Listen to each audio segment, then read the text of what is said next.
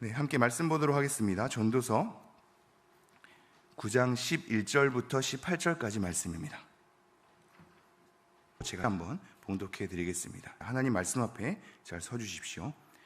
내가 다시 해 아래에서 보니 빠른 경주자들이라고 선착하는 것이 아니며 용사들이라고 전쟁에 승리하는 것이 아니며 지혜자들이라고 음식물을 얻는 것도 아니며 명철자들이라고 재물을 얻는 것도 아니며 지식인들이라고 은총을 입는 것이 아니니 이는 시기와 기회는 그들 모두에게 임함이니라.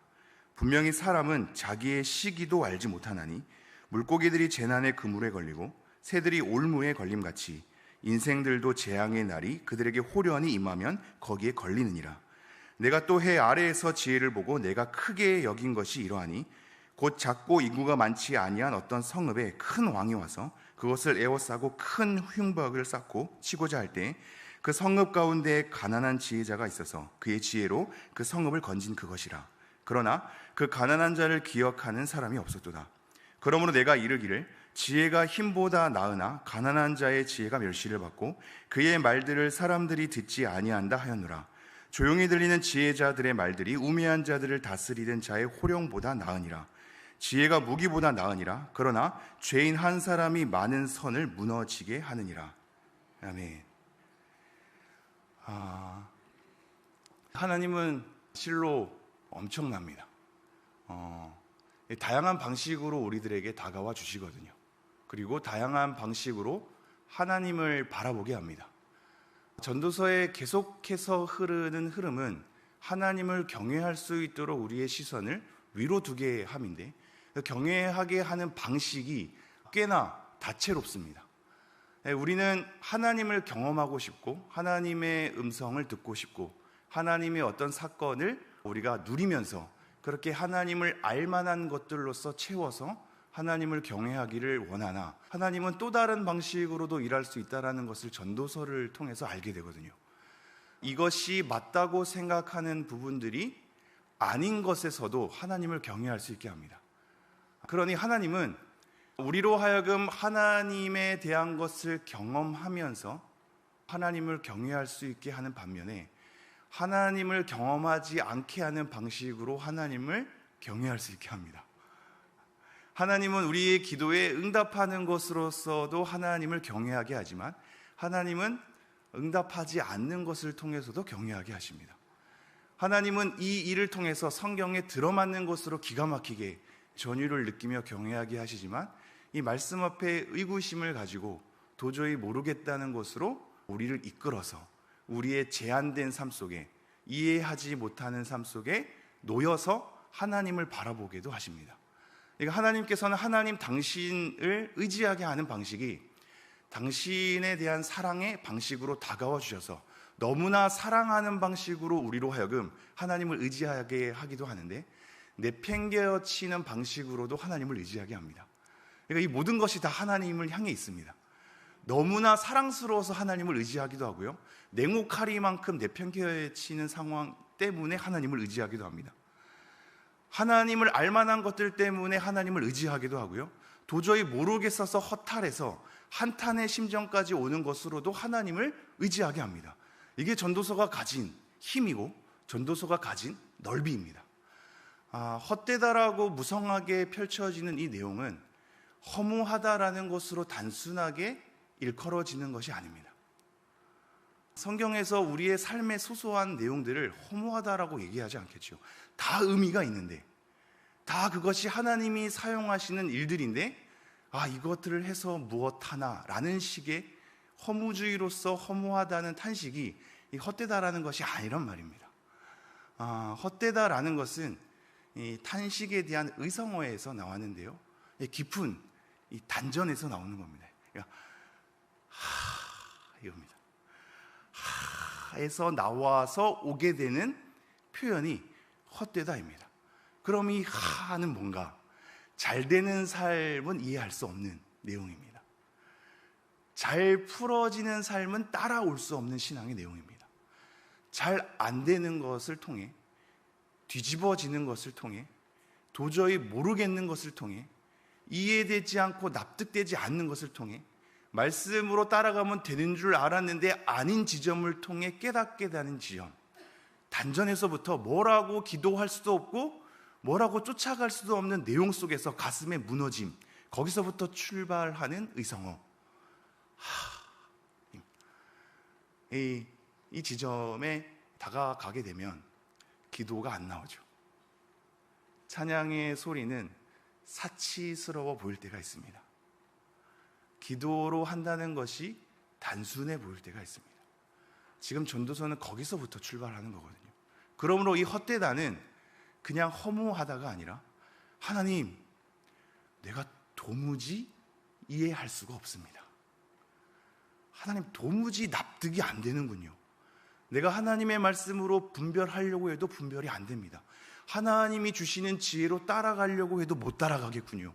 도대체 하나님, 저보고 어쩌란 말입니까? 어떻게 살아가란 말입니까? 맞는 줄 알았는데 아니라니요. 아니라고 생각했는데 맞다니요. 도대체 저보고 어떻게 정리하란 말입니까? 에서 오게 되는 탄식 가운데, 하나님, 한계 있는 저로서는 하나님의 크심을 담아낼 수 없네요. 도저히 모르겠습니다 라고 하는 것이 헛되다에 대한 진정한 의미입니다. 도저히 모르겠다는 겁니다. 도저히 납득하고 이해하고 따라갈 수가 없다라는 겁니다. 이것이 하나님의 일하시는 방식의 또 다른 측면입니다. 굉장히 위대하죠. 잠언을 보면 권선징악으로 간단하게 끝날 것 같거든요. 근데 그것만으로 하나님을 다 담아낼 수 없다는 것이 전도서의 특징입니다. 이렇게 가면 우리의 삶이 잘 풀릴 것 같고, 신자로서의 삶이 잘 풀릴 것 같고, 지혜를 가지면 모든 것이 잘 분별될 것 같은데, 하나님은 그것으로 다 담아낼 수 없다는 걸 우리에게 얘기하고 있습니다. 그래서 모든 신학의 기반 가운데 우리가 거절할 수 없는 한 가지의 불변한 내용, 유한은 무한을 담아낼 수 없다. 유한은 무한을 담아낼 수 없다입니다.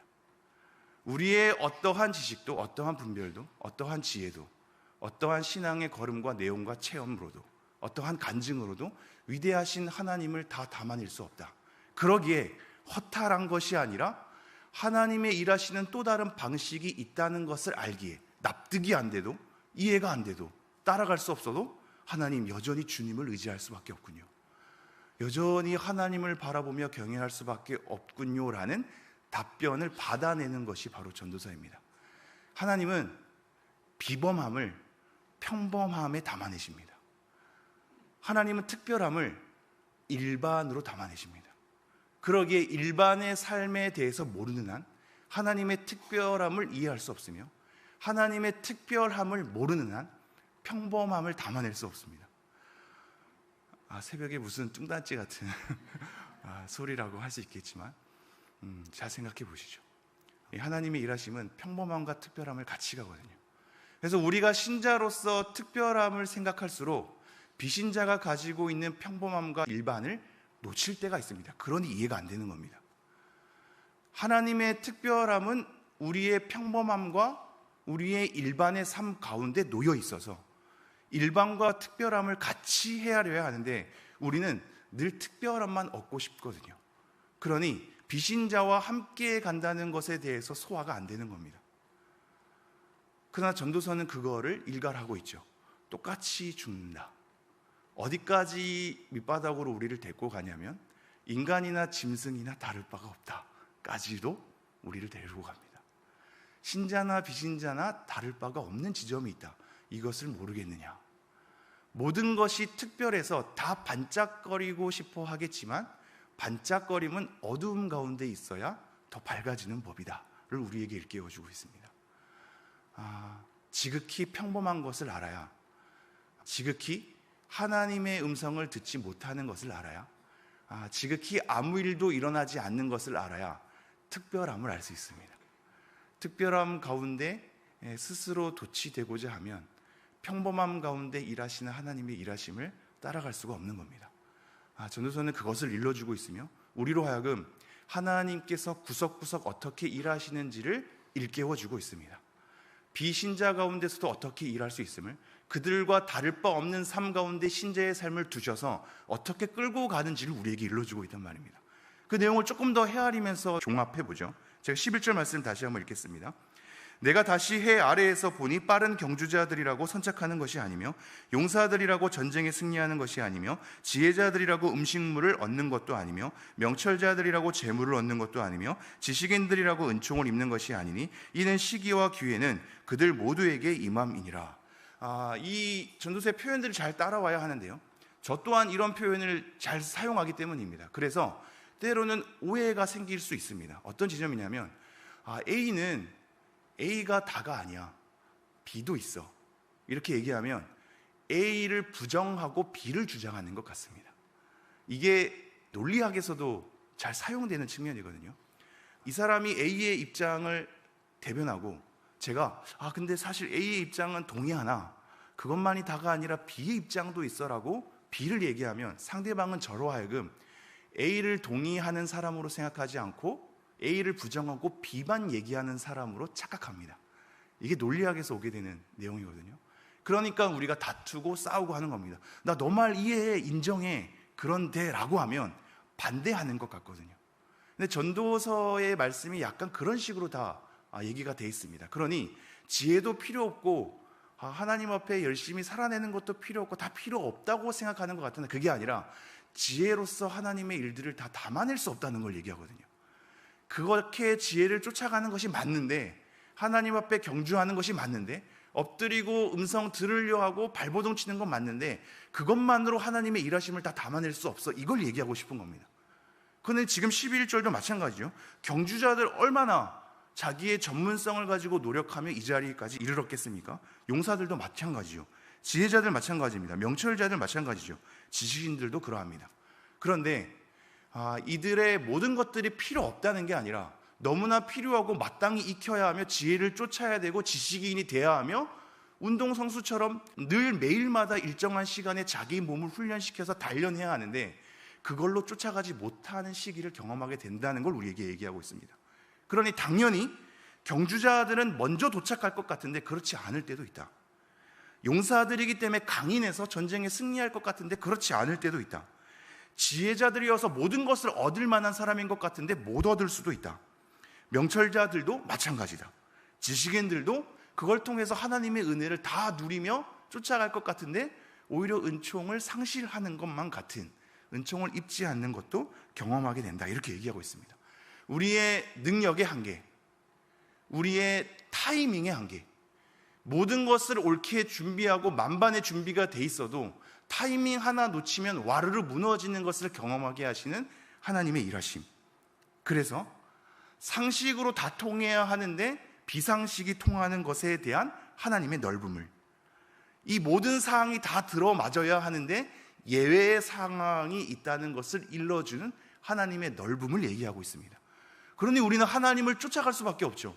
하나님을 따라갈 수밖에 없습니다. 하나님에 대한 전능함을 인정하고 엎드려서 의지할 수밖에 없습니다. 왜냐하면 그 어떠한 것을 우리의 유한한 시간의 한계와 장소의 한계와 육체의 한계, 세월의 한계 속에 있는 시대의 한계에 빠지는 교회의 지역적인 것으로 국한되는 우리가 모든 하나님의 넓음을 다 따라갈 수 없기에 주어 담아도 쫓아가지 못하는 빈 공간을 하나님의 크심으로 바라보면서 채워가길 원하는 겁니다. 그것으로 다 안 된다. 전문성으로 다 안 된다. 매일마다 갈고 닦아도 다 안 된다.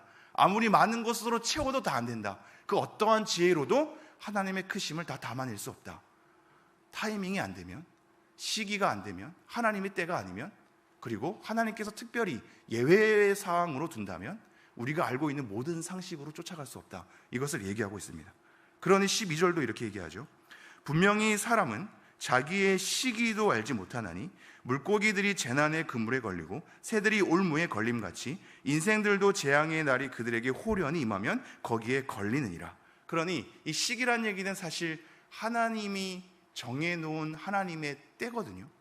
그리고 앞절에 보면 시기와 기회라고 나와 있지 않습니까? 11절 말미에 이 시기는 하나님의 뭔가 정하신 때라면 기회는 우리가 하나님을 경험하는 과정 가운데 이러할 수도 있고 저러할 수도 있는 예측할 수 없는 걸 얘기하는 거거든요. 하나님께서 뭔가 들어맞게 사용하시지만 예측할 수 없는 우리의 통통 튀는 삶들에 대해서 다 안고 있습니다.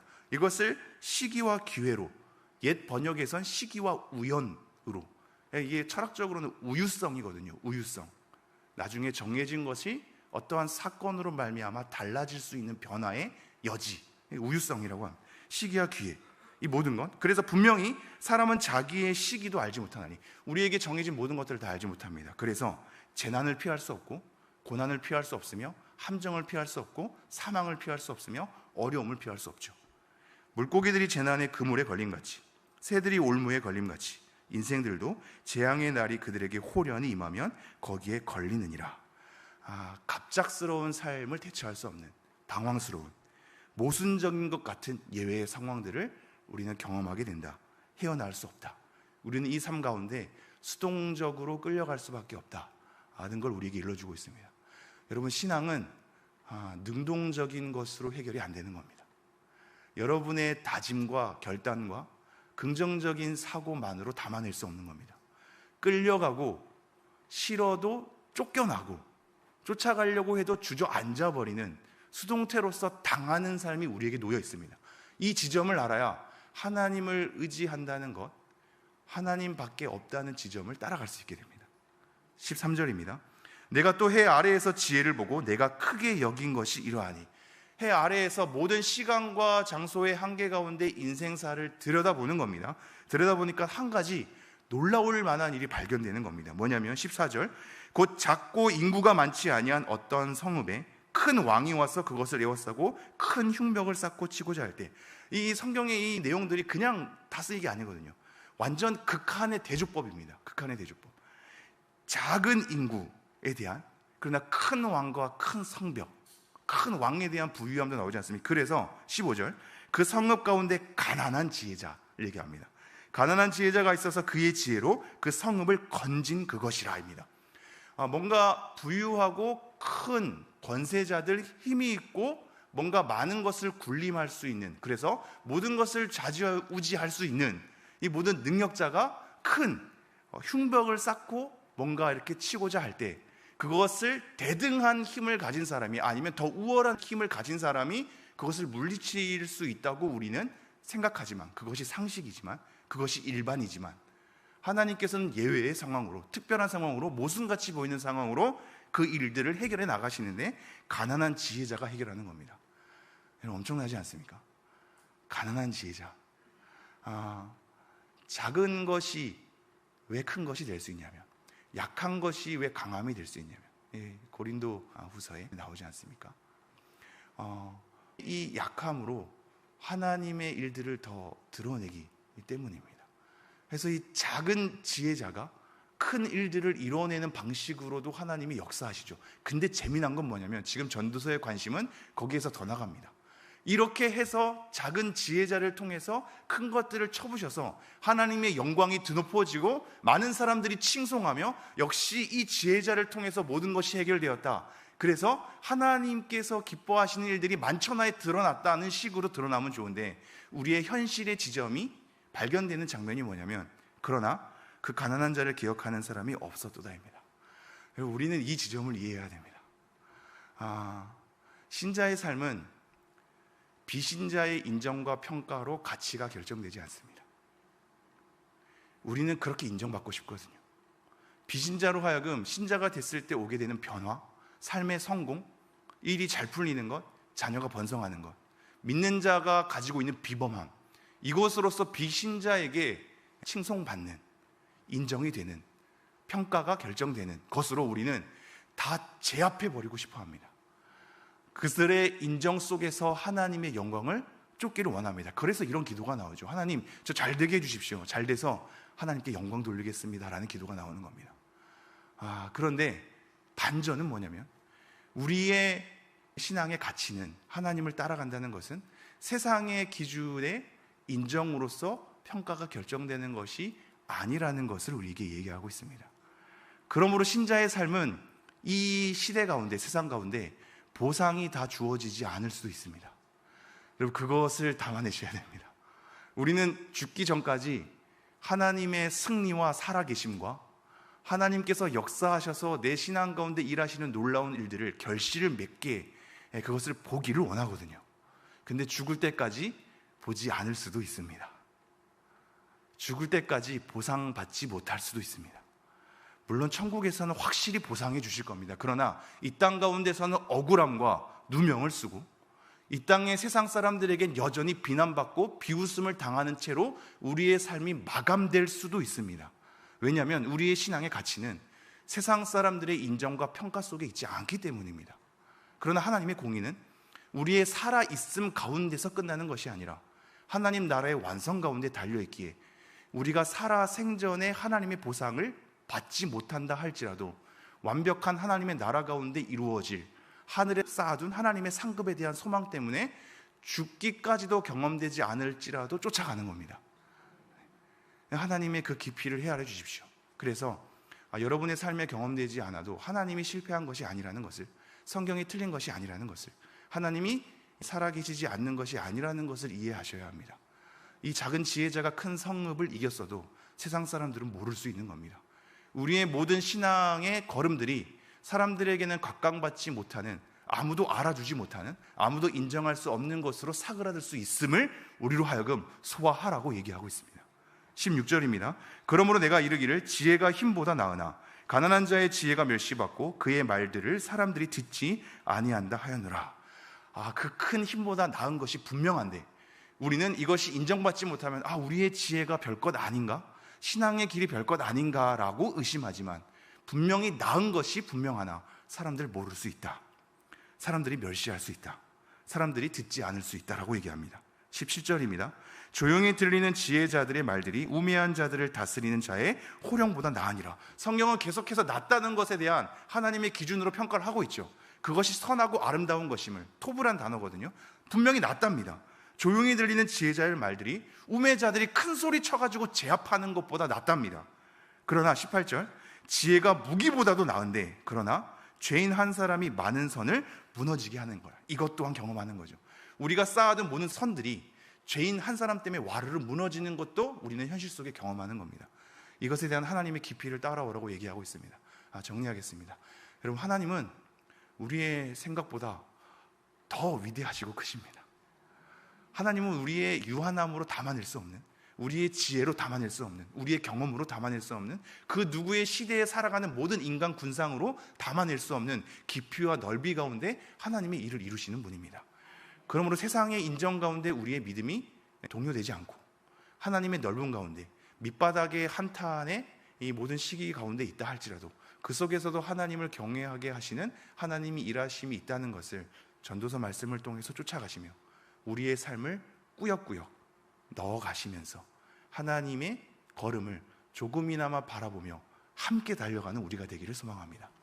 여러분이 경험하는 허무가 아닌 것을, 여러분이 경험하는 현실의 비참함이 아닌 것을, 여러분이 아무리 노력해도 알아주지 않는 것이 그냥 날아가 버리는, 그냥 증발해 버리는 것이 아니라는 것을 명심하시며 하나님의 사랑과 공의 가운데 우리의 인생을 정직하게 살아내기를 간절히 소망합니다.